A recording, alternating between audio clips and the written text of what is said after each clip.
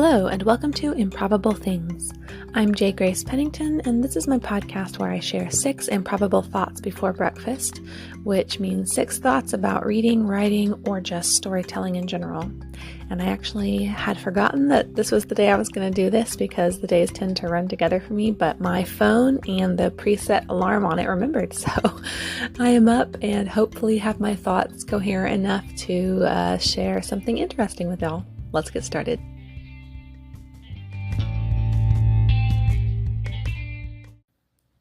Number 1, I've been continuing to work on the next Firmament book, Progenitor, and it's going steadily. I'm writing some at least every weekday, but it is also going very slowly. I was wanting to finish it in the first couple months of the year, and I've basically got about 10,000 words done as we near the end of this month. So I did sit down yesterday and make a schedule to see if I can get it finished next month. Again, I don't want to give myself hard and fast deadlines, so I'm going to make sure I'm going to be flexible with it. And if I don't finish it next month, that's fine. But I did want to make some more clear goals. And I actually did build into the schedule some days for writing less and some days for writing more. So, it's a process. I'm going to just experiment with it a little bit, see how that goes. But yeah, I'm going to see how that goes next month. I'm going to try to have a couple days a week where I write a whole bunch, and then the other days just writing a smaller amount like I have been, and see if we can get this finished up in February and then start the process of getting it released. But we'll see. So far, I'm still actually enjoying the process pretty well, though, which is fun. And I do think that it's going to be one that is a big milestone for the series in a lot of ways. Certainly a big turning point for some of the relationships, and some of the things that have been building up to the series at this point are going to have big revelations and stuff like that. So I think it's going to be a good one, but we'll see. Certainly going to try to get a little bit more work done on it. Number 2, another project I've got going is I'm actually going to start trying to record some audiobooks again. I have a couple that I'm going to try to work with my friend and colleague Angela Castillo on, and she and I've done several of her books for her and love working with her and love her writing. And so I'm really excited to do some more with her, and then I'm going to kind of use that. Basically, the problem is partly time, but more place. Obviously, I can't record during the day because there's lots of noise all the time in my house. And I can't even get up early and record or anything, because it's all right for this, because this is, I'm just chatting with y'all. It doesn't have to meet Audible's standards of quality necessarily. But even in the wee hours, my house is it is right by a highway. And so there's always just lots of noise from outside, too much. And there's no I don't have any walk-in closets I can go in, which is what I used to do. So anyway, all that to say, I did think of a solution, a place that's available for me to go occasionally and record. So I'm going to start trying to do that. If it works well for these projects, I'd really like to try to redo the first Firmament book, because the audiobook that's out there right now is the first edition or the second edition. But anyway, and then I'd like to try to finally get some of the rest of my books done. So we'll see if that materializes. For now, I'm only committing to these couple of small projects. But I'd like to just see where it goes and just see, if that process, we kind of have some new ideas on things to do with audiobooks. So I think it's going to be exciting. But for now, I'm actually going to go tonight, try to get some stuff recorded, and we will see if that works out. Number 3, I shared last week that I was about to go to my book club, and I had no books picked to share for our fight night, or for us to choose from, for the rest of the year. I wanted to bring a couple of suggestions. So I ended up bringing 2 books. So one was Middlemarch by George Eliot, which I know is a big classic, and I've always heard of it, but never read it. And it is on my to-read list for the year. I still intend to read it. And I think ultimately there was a couple reasons it didn't get picked for my book club. One is because it's super long, but also someone else suggested The Grapes of Wrath, and basically the ladies ended up wanting to choose one classic for the year, and Grapes of Wrath got picked, mostly again I think because it's a little bit shorter. But I have almost also wanted to read more Steinbeck. I've only read one really short work of his and was really impressed, so I'm not upset about that at all. I'll still be reading both of them, I'm sure, Lord willing. So there was that, and then I picked also a book called Awakening of Miss Prim, and I can't remember the author's name, but it was just, I've shared with y'all many times that I want to read, I'm trying to read eventually all the books that are suggested in Book Girl by Sarah Clarkson. And so I basically just scrolled through that list and picked one that I thought would be a good fit for my book club. And this seemed like it fit the bill. It seems very cozy. It's something like, I'm trying to remember the synopsis, this lady working as a librarian in some small, European town. Like, it just sounds like a great read. And then also it sounds like it would be easy to find some, good food inspiration for making food for the book club night. So that's my book that did get picked, and I think we're going to be reading that one in May. So anyway, those were the ones I went with, and I'm going to try to be reading both of them this year, but we'll see. We'll see if I get to them. Obviously, again, middle March is very long, but that's okay. I'm trying to slow down in my reading this year a little bit, so it might be a good year for reading longer books like that. So number 4, mainly the time that I do get my reading done is at our rest time or nap time, which is basically after lunch, everyone gets settled down in separate rooms. The very little ones take naps.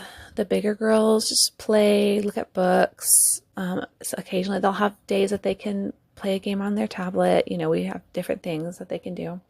And then I will take that time that is my reading and writing time. So I'll settle down with a snack and read for a little bit. And then I'll do my writing. Occasionally or mostly always, there's some chores that need to get done in that time too. So that's the tradition, and it's very important to me that we have some quiet time. I think it's good for everyone to have some quiet time, some alone time. That's what I always grew up doing, and I think it was really good for all of us, for me and for the family. So anyway, that's what we do. However, we did something a little different one day last week. My husband was working on replacing our dishwasher, and so he had a lot of lights, a lot of the electricity off in the house. Not everywhere, but in several of the rooms in the middle of the house, just to be extra safe with electricity, which I really appreciate. And so there was no light in the living room where I normally sit to read. So I went into the bedroom, which is where my 4-year-old April has her rest time, and she has like a little mat where she rests on the floor and just reads her books, plays with toys, listens to, CDs, whatever. And so I peeked in there. I was like, hey, I'm going to come in here and read for a little bit since there's still light in here. So I laid down and read, and then she kind of laid down like she wanted to take a nap, and I thought, I want to take a nap too. And then I just felt this prompting, like I should ask her to come up here on the bed with me and rest. And so I was like, hey, April, you want to come up here and we'll take a nap together? And of course, she was like over the moon. She got her little toy panda and jumped up there with me. And we kind of like napped a little bit for a while. And then she fell asleep. So I was going to like sneak out because the electricity was back on and go do my normal stuff. But she kind of woke up. And so I said, hey, I just got to go do a couple of things, while you can keep resting. And she said, are you going to come right back? And so, of course, I just had to. I went and just made myself my snack, and I came back in. And I said, all right, I'm going to read in here. You can keep just resting if you want. So she read one of her books for a little, and then she just cuddled up on top of me and fell asleep.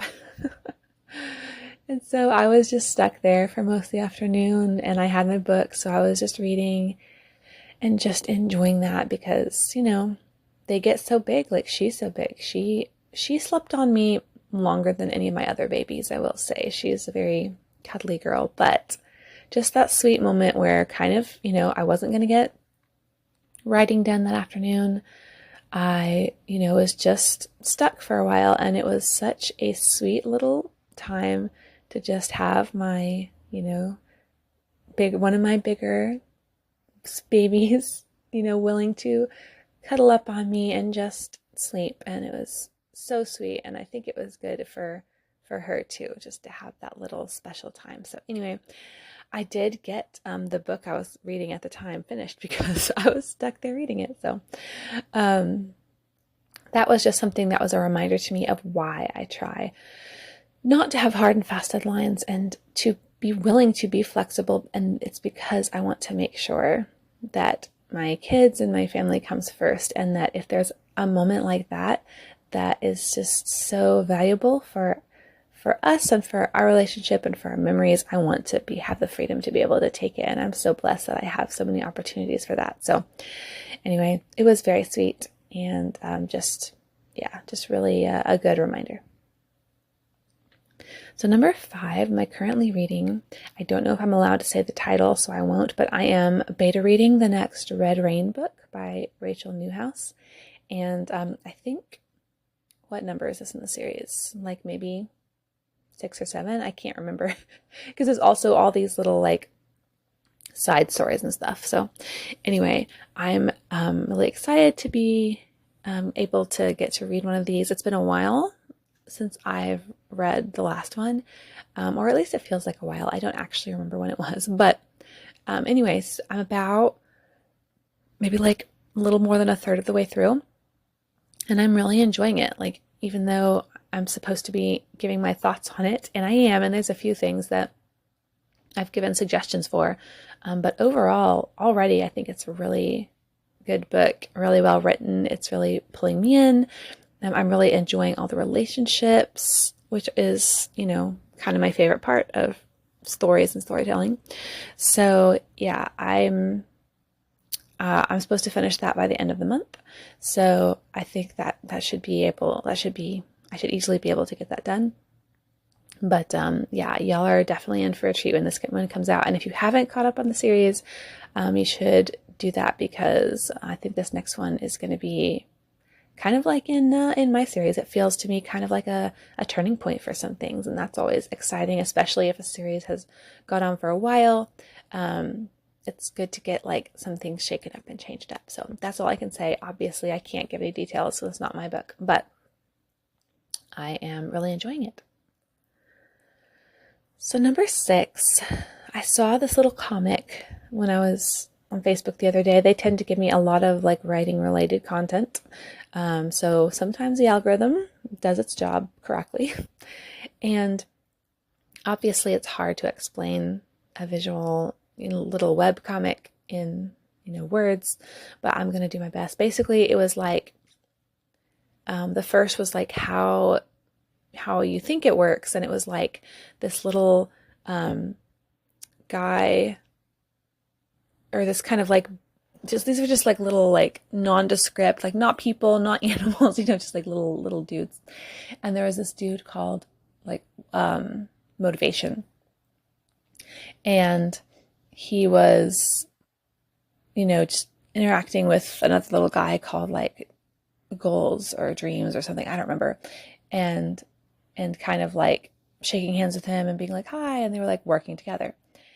So then that was how people think it goes. And then it was like how it really works. And there was a little tiny guy called Willpower who first had to turn the key in the Motivation dude's back. And then the Motivation guy was able to pick up the Goals or Dreams or whatever it was and carry it. And so that probably doesn't make any sense at all. But basically it was, I thought it was like just a cute little way of making the point that I've thought about a lot, and that I've really had to adopt in my writing and really any goal. Everything from writing to house cleaning to any goal that I have. And that is, I've generally thought of it as sort of that inspiration versus perspiration thing. The whole Thomas Edison genius is about 1% inspiration and 99% perspiration. And I think that's pretty much any creative endeavor also, is that there are going to be those moments where you like feel super motivated or inspired, and you want to do whatever it is, and you're excited about it, and you feel great while you're doing it, and all of that. And those moments are great, and they are important, because I do think without those, it would be much, much harder to summon long term the willpower that it takes to accomplish something hard, and something that especially that takes a long time, like writing a book. But it really is mostly going to consist of those times when it's not exciting and you don't feel inspired, and you feel like every single word you're writing, or every single piece of whatever puzzle it is that you're trying to accomplish is just, I always love the metaphor that it's like pulling teeth. Like, it just feels so difficult and even painful, and you just like, oh my goodness, like this is hard, and it's not fun, and I'm not good at it. And that is most of the time doing something like that. And I think that's why a lot of people, like almost everybody, wants to write a book. And it's very hard. For me, for years and years, I dreamed of writing a book, and I wrote a lot, but I would never finish anything, because you get mired down so easily in those times where the motivation and the inspiration are not really present. And you have to be willing to just ride on the willpower and the perspiration for quite a while. And it is hard. Like, it's very hard. And you just have to kind of be able to keep your sight on that end goal and on why it's important to you, and just keep choosing it. Like, that's been my only way that I'm able to get anything written and work toward goals consistently. Is that's it exactly, is the consistency, is making sure I am doing it, whatever the specific, goal I've set, whether it's, daily or a certain deadline or whatever it is, making sure that I am consistent in meeting that goal, whether I feel like it or not. And that is hard. Like, I have to sit down and be like, most of the days, even now that my writing on Progenitor is going pretty well, and it hasn't been the most painful yet, but still, I would not sit down and do it most days if I had not committed to doing it every day. And I just don't feel like doing it. And even though it's not on the more painful end of the spectrum, it's definitely not on the, this is super fun and easy, end of the spectrum all the time, or most of the time. And so I'm just having to sit down and do it anyway.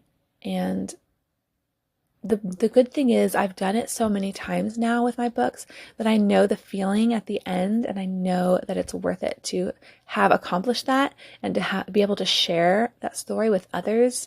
And that all is worth it. Totally. And also, I know that I'll generally look back at what I've written, which feels very bad at the time. And number one, it's not actually that bad. And number two, you get to, edit it and fix it, and, get some people's opinions and go in and see what might be the problem with it. It's the work that I'm doing now is worth it, even if it's not perfect. So having had that experience multiple times, I'm able to look back on that and know that the grind is going to be worth it. Like, it's going to get me where I want to go and help me accomplish my dreams.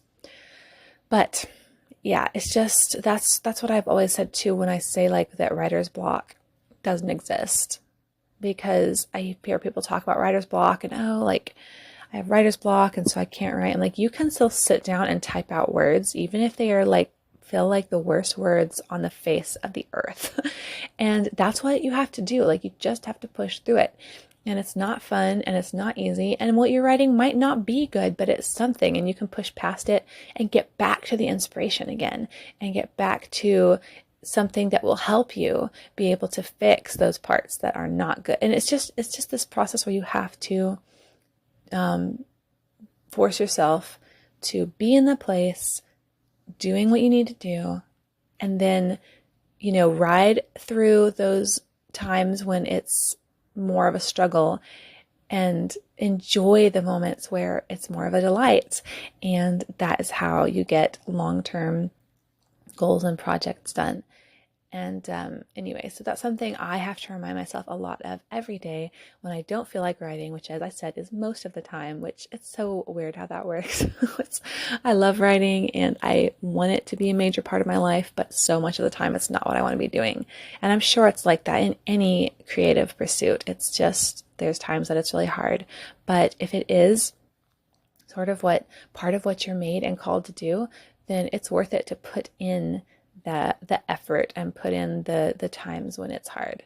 So anyway, that was just on my mind yesterday, and I thought I would share those thoughts.